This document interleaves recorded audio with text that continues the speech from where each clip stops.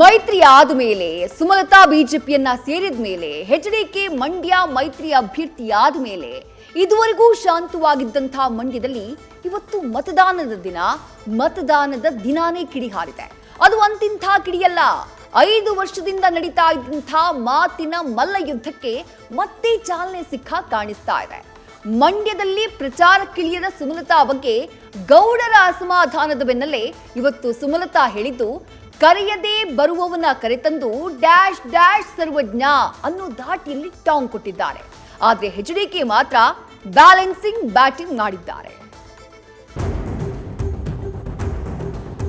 ಸುಮಲತಾ ಅವರು ಕುಮಾರಸ್ವಾಮಿಗೆ ಕೋಆಪರೇಟ್ ಮಾಡಿ, ನನ್ನನ್ನು ಯಾವುದೇ ಒಂದು ಪ್ರಚಾರಕ್ಕೆ ನೀವು ಬನ್ನಿ ಅಂತ ಈವರೆಗೂ ಕರೆದಿಲ್ಲ.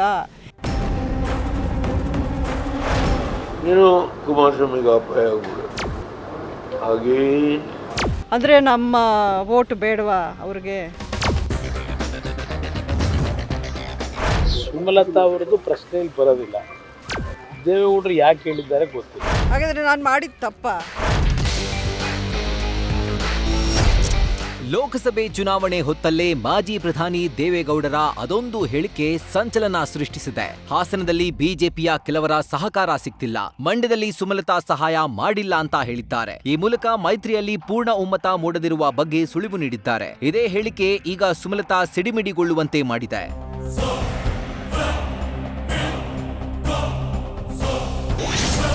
ವೋಟಿಂಗ್ ದಿನವೇ ಸಕ್ಕರೆ ನಾಡಿನಲ್ಲಿ ಹಾರಿತು ಮಾತಿನ ಕಿಡಿ. ಗೌಡರ ಹೇಳಿಕೆಗೆ ಸುಮಲತಾ ಏಟು, ಎಚ್ಡಿಕೆ ಎದುರೇಟು. ವೋಟಿಂಗ್ ದಿನವೇ ಎದ್ದ ಮಾತಿನ ಸಮರಕ್ಕೆ ಸುಮಲತಾ ಮತ್ತು ಕುಮಾರಸ್ವಾಮಿ ನಡುವೆಯೂ ಗುದ್ದಾಟ ನಡೆದಿದೆ. ಈ ಗುದ್ದಾಟ ಮತ್ತೆ 2019ರ ಎಲೆಕ್ಷನ್ ದಿನಗಳನ್ನ ನೆನಪಿಸಿದೆ. ಮಾಜಿ ಪ್ರಧಾನಿ ದೇವೇಗೌಡ್ರು ಈ ಮಾತಿನ ಯುದ್ಧಕ್ಕೆ ಅಡಿಗಲ್ಲು ಹಾಕಿದ್ದು, ಸುಮಲತಾ ತಿರುಗೇಟು ಕೊಟ್ಟಿದ್ದಾರೆ. ಗೌಡ್ರು ಆಡಿದ ಇದೊಂದೇ ಮಾತಿಗೆ ಕಿಡಿಯಾದ ಸುಮಲತಾ ದಳವನ್ನೇ ಕಟಕಟಿಯಲ್ಲಿ ನಿಲ್ಲಿಸಿದ್ದಾರೆ. ಗೆದ್ದ ಸ್ಥಾನವನ್ನ ಬಿಟ್ಟುಕೊಟ್ಟೆ ಅನ್ನೋ ಮೂಲಕ ತ್ಯಾಗಮಯಿ ರೂಪ ತಾಳಿದ್ದಾರೆ. ನೀವು ಹಾಸನದಲ್ಲಿ ಭಾರತೀಯ ಜನತಾ ಪಾರ್ಟಿ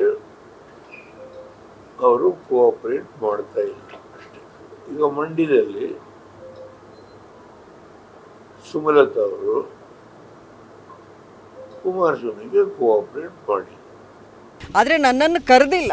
ನನ್ನನ್ನು ಯಾವುದೇ ಒಂದು ಪ್ರಚಾರಕ್ಕೆ ನೀವು ಬನ್ನಿ ಅಂತ ಈವರೆಗೂ ಕರೆದಿಲ್ಲ. ಯಾರೂ ನನ್ನ ಫೋನಲ್ಲೂ ಟಚ್ಚಲ್ಲೂ ಇಲ್ಲ. ಅಂಥದ್ರಲ್ಲಿ ನಾನು ತ್ಯಾಗ ಮಾಡಿ ಅದಕ್ಕೆ ಬೆಲೆ ಇಲ್ಲದಂಗೆ ಆಗುತ್ತೆ ಅನ್ನೋ ಒಂದು ಬೇಜಾರು ನನ್ನಲ್ಲಿ ತುಂಬ ಕಾಡ್ತಿದೆ. ಹಾಗಾದರೆ ನಾನು ಮಾಡಿದ ತಪ್ಪ? ಇದೇ ವೇಳೆ ಪ್ರಚಾರಕ್ಕೆ ತಮ್ಮನ್ನ ಎಚ್ಡಿಕೆ ಕರೆದೇ ಇಲ್ಲ, ಅವರ ಹೇಳಿಕೆ ಬೇಸರ ತಂದಿದೆ ಅಂತ ಸುಮಲತಾ ಅಸಮಾಧಾನ ಹೊರಹಾಕಿದ್ರೆ, ಮನೆಗೋಗಿ ಸಹಕಾರ ಕೇಳಿ ಬಂದಿದ್ದೇನೆ, ಇನ್ನೇನ್ ಮಾಡಬೇಕಿತ್ತು ಅನ್ನೋ ಪ್ರಶ್ನೆ ಎತ್ತಿ ಮಾತಿನ ದಾಟಿಯನ್ನ ಎಚ್ಡಿಕೆ ಬದಲಿಸಿದ್ದಾರೆ. ಕುಮಾರಸ್ವಾಮಿ ಅವರು ನಮ್ಮ ಮನೆಗೆ ಬಂದಾದಮೇಲೆ ಈವರೆಗೂ ಅಲ್ಲಿಂದನೂ ನನ್ನ ಜೊತೆಯಲ್ಲಿ ಯಾರೂ ಫೋನಲ್ಲಿ ಮಾತಾಡಿಲ್ಲ. ನನ್ನ ಸುತ್ತಮುತ್ತ ಯಾರಿಗೂ, ನಮ್ಮ ಆಪ್ತರಿಗೂ ಯಾರೂ ಕೇಳಲಿಲ್ಲ ಈ ರೀತಿ ಮೇಡಮ್ ಬರಬೇಕು, ನಮ್ಮ ಪ್ರಚಾರಕ್ಕೆ ಜಾಯ್ನ್ ಆಗಬೇಕು ಅನ್ನೋಂಥದ್ದು. ನಾನೇ ಅವ್ರ ಮನೆಗೆ ಹೋಗಿ ಅವ್ರ ಸಹಕಾರ ಕೋರಿ ನಾನೇ ಅವರಿಗೆ ಕೃತಜ್ಞತೆ ಸಲ್ಲಿಸಿ ಬಂದಿದ್ದೇನೆ. ಅದಕ್ಕಿಂತ ಏನು ಮಾಡ್ಬೇಕು? ನಾನು ಸಹಕಾರ ಕೇಳಿದ್ದೆ. ನಾನು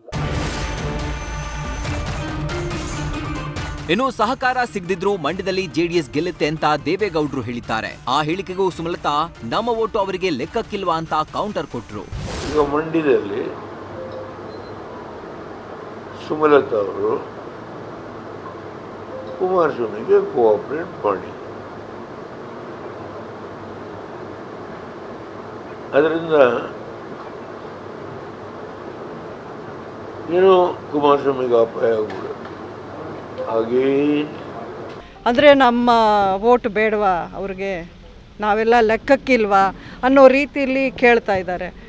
ಆದರೂ ನಾನೇನಾದರೂ ವಿರೋಧದ ಹೇಳಿಕೆಯನ್ನು ನಾನು ಹೇಳಿದ್ನಾ? ಈ ವಾಗ್ಯುದ್ಧದ ಮಧ್ಯೆ ಎಚ್ಡಿಕೆ ಉರಿಯುವ ಬೆಂಕಿಯನ್ನ ಆರಿಸುವ ಕೆಲಸವೂ ಮಾಡಿದ್ದಾರೆ. ಅಂಬರೀಷ್ ಅಭಿಮಾನಿಗಳು ಒಳಗೊಂಡಂತೆ ನನಗೆ ಕೆಲಸ ಮಾಡಿದ್ದಾರೆ. ಒಂದು 2 ದಿನ ಪ್ರಚಾರಕ್ಕೆ ಆದರೆ ಸಾಧ್ಯ ಆದರೆ ಬನ್ನಿ ಯಾಕಂತ ಕರೆದಿದ್ದೇನೆ. ಅದು ಹೊರತುಪಡಿಸಿ ಇಲ್ಲಿ ನಾನು ಅವರು ವಿರೋಧ ಮಾಡಿ, ಈಗ ನನಗೆ ಬಂದು ಮತ ಯಾಕೆ ಹಾಕಿದ್ದಾರೆ?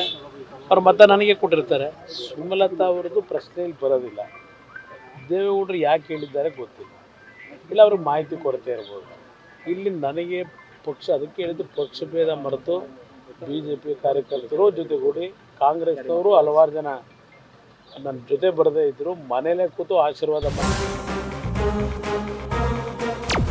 ಮತದಾನದ ದಿನವೇ ಸ್ವಾಭಿಮಾನಿ ಕಿಡಿ ಹಾರಿದೆ. ಆದರೆ ಸುಮಲತಾ ಹೇಳಿಕೆ ಡ್ಯಾಮೇಜ್ ಆಗದಂತೆ ಎಚ್ಡಿಕೆ ಬ್ಯಾಲೆನ್ಸ್ ಮಾಡಿದ್ದಾರೆ. ಒಟ್ಟಾರೆ ಚುನಾವಣೆಯಲ್ಲಿ ಒಳೇಟು ಬೀಳುತ್ತಾ? ಈ ಎಲ್ಲಾ ಪ್ರಶ್ನೆಗಳಿಗೆ ಉತ್ತರ ಮತಯಂತ್ರದಲ್ಲಿ ಭದ್ರವಾಗಿದೆ. ಜೂನ್ 4ಕ್ಕೆ ರಿಸಲ್ಟ್ ರಿವೀಲ್ ಆಗಲಿದೆ. ಹಾಸನದಿಂದ ಕಿರಣ್ ಜೊತೆ Nandish, news first, Mandya. News first ನಿರ್ಭೀತಿಯಿಂದ ನಿಮ್ಮ ಪರವಾಗಿ.